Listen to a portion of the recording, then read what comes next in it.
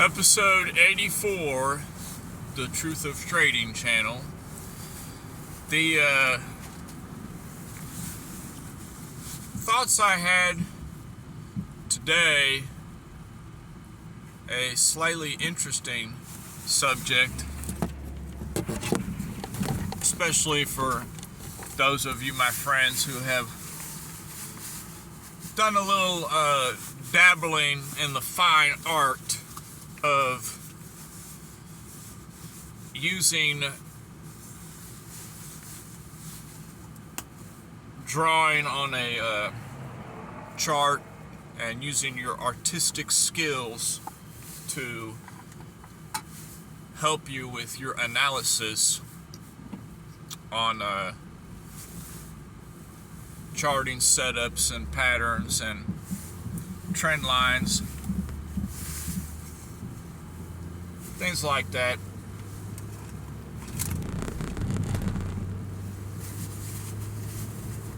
And something had occurred to me as I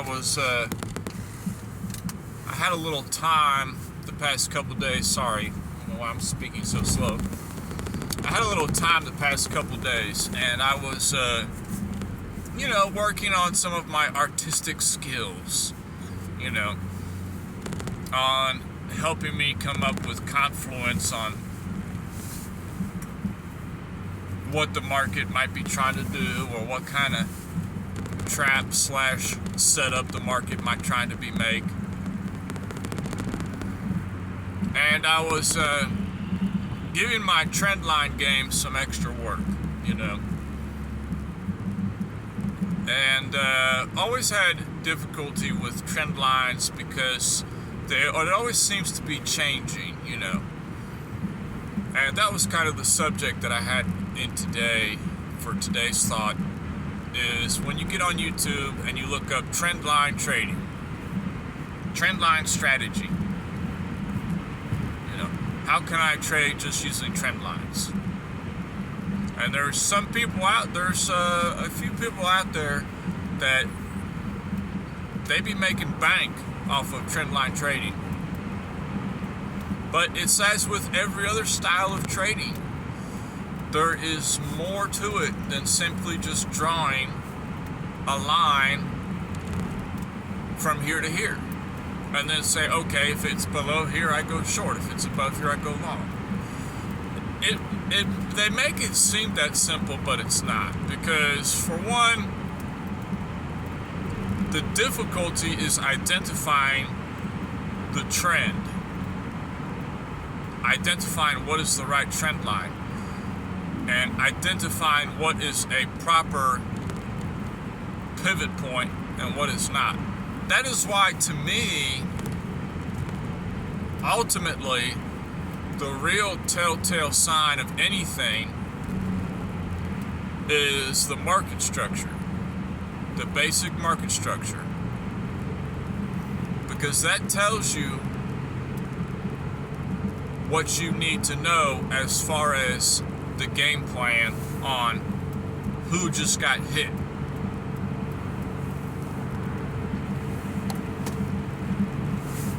For example, if a market just made a higher high, okay, for a fact that somebody just got punished for going short.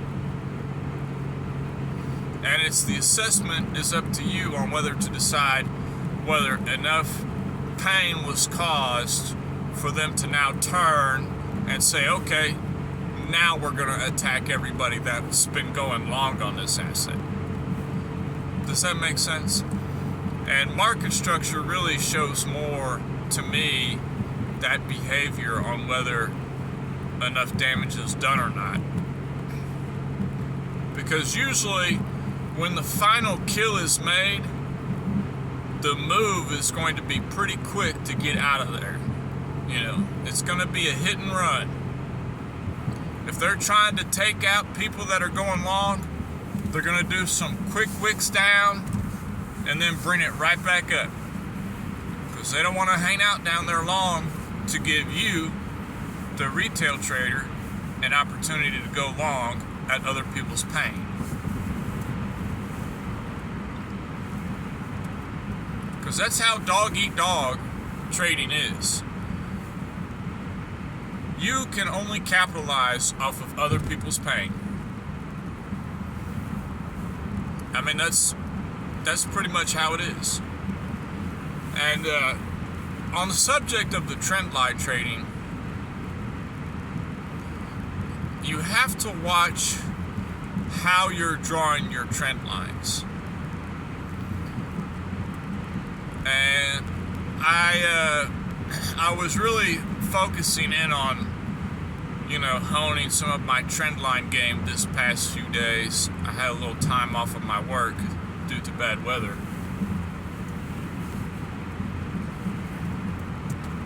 And it was kind of interesting to see how,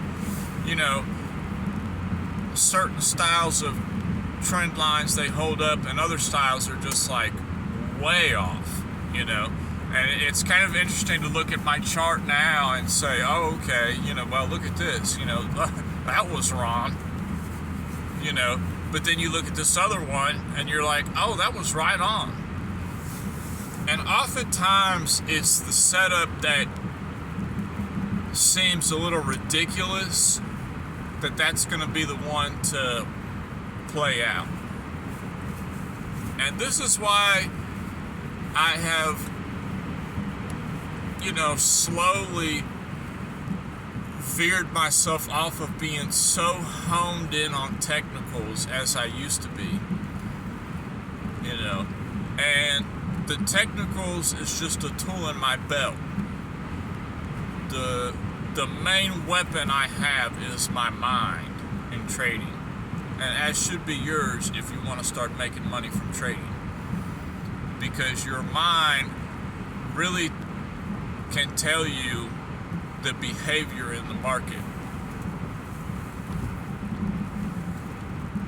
And it can tell you, more importantly, the most important, it can tell you how you are behaving. Because you can catch yourself. You can catch yourself. Say you're trying to go short on something. You go short, and then you get stopped out. And then you go short again, and you get stopped out again. And you go short again, and you get stopped out again. And you've got to stop and tell yourself, what is my plan here? What am I trying to do? Am I really trying to short this area? Am I truly certain that it's going to be short from here and go down? Then why do you keep getting stopped out? You might be in the wrong direction. Okay? You might be, the chart might be trying to convey to you, hey, looks like we're going to go down, but it's conveying that to everybody else. That's why a lot of times it's unfortunate truth that you have to lose a lot in order to start winning. Because when you lose a lot, you recognize what makes you lose. Well, why are you losing so much? Are you falling for these deceptions that the market is placing on you?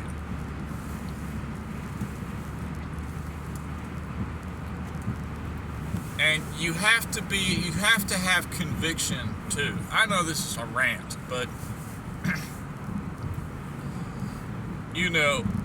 pound dollar, we had a great short from the 1.28 region.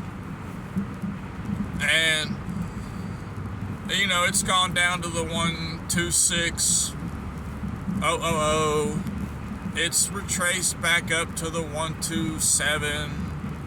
I think yesterday went back down to 126. Today it's gone up to 1.269 or something.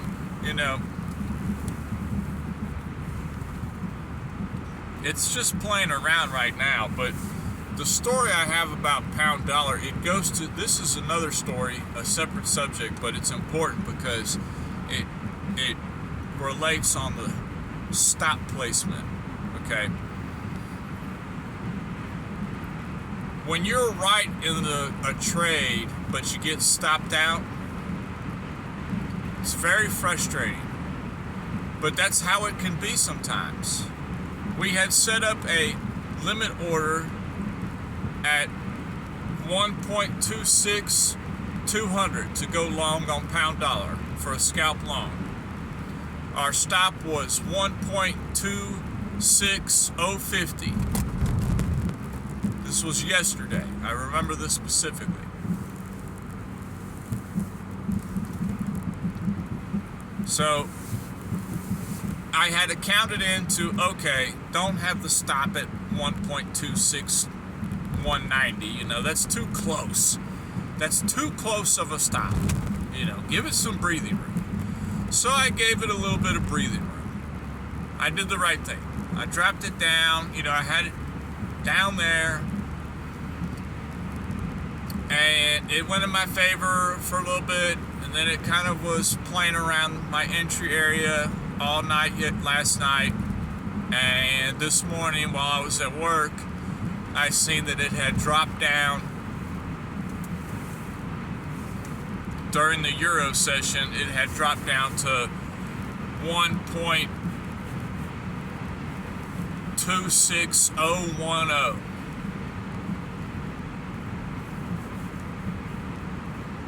And then it ripped up to 1.26900. So, you know, on one hand, I should be thinking, dang, you know, I lost that trade. It stopped me out. But it went right to where my take profit was after that. So I lost the trade, but the analysis on my trade was correct. That right there tells you that you're onto something. If you can get to that level, that's kind of the stage that I'm in now in my trading, is I'm getting, you know, many trading ideas right, more than I'm getting wrong. But I'm yet to be capitalizing heavily on them, you know. And that's where the risk factor comes into play. You have to have a high risk tolerance for this industry. Very high risk tolerance. You have to be a risk taker.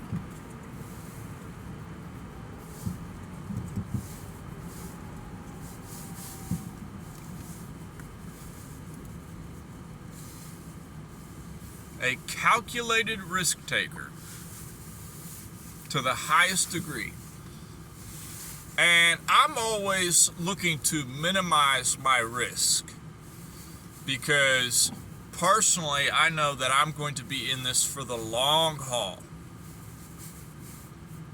So I'm not going to be playing with any big money. I'm not going to be, you know, putting down size or over leveraging or any nonsense like that, you know, because I understand that until my craft is perfected, that I have to focus on minimizing my risk.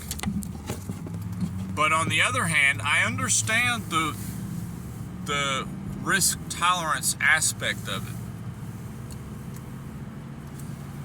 And that's why I had a wonderful loss yesterday. That was beautiful, that loss.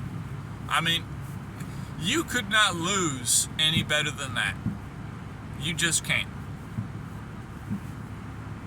Because how close I was to having an absolute stellar trade was just amazing. For it to just barely get stopped out by 0.0030 points, you know. I mean, it's like nothing that it got stopped out by. And that is you know, But you have to stick to your game plan. This is me telling myself that I have to stick to my game plan, because nothing I did in that trade last night was wrong. You could say, oh, well, you lost the trade, you did wrong. But the fact that I had a limit entry order, the fact that I had a nice stop a good distance away, and the fact that my take profit was reasonable, it wasn't atrociously far away, that was a solid trade. And it ended up playing out. But it just dipped ever so lower than I thought I could.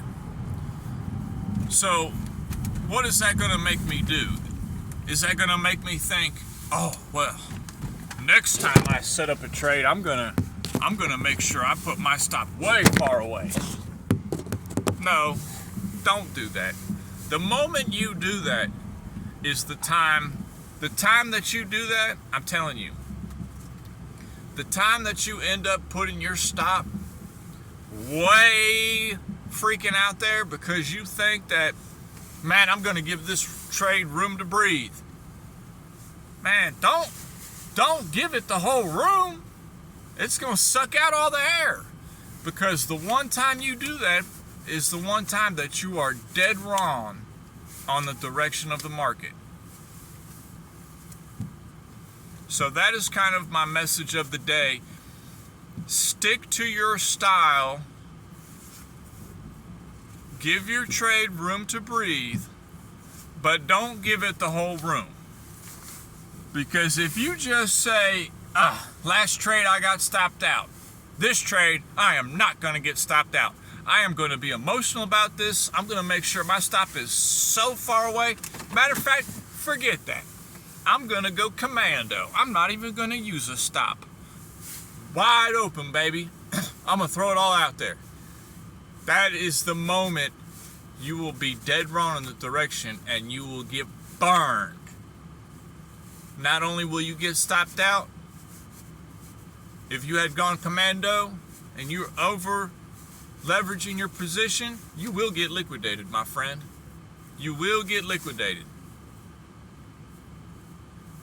People deny liquidations. They say, I've never been liquidated. Oh, come on, please. Please. You cannot tell me that you have not had positions liquidated. I know it. Because if you weren't getting liquidated, there wouldn't be so much money that would be leaving the marketplace. I'm telling you, they're happening every minute of every day.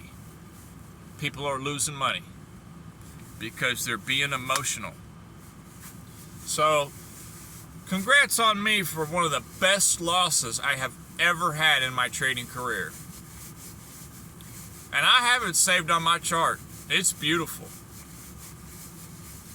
And we might just make a little video on that at some time. But that's all I got for today. Peace and love. And watch how you're drawing your trend lines. Watch those pivot points, and I'll holler at you later. Peace.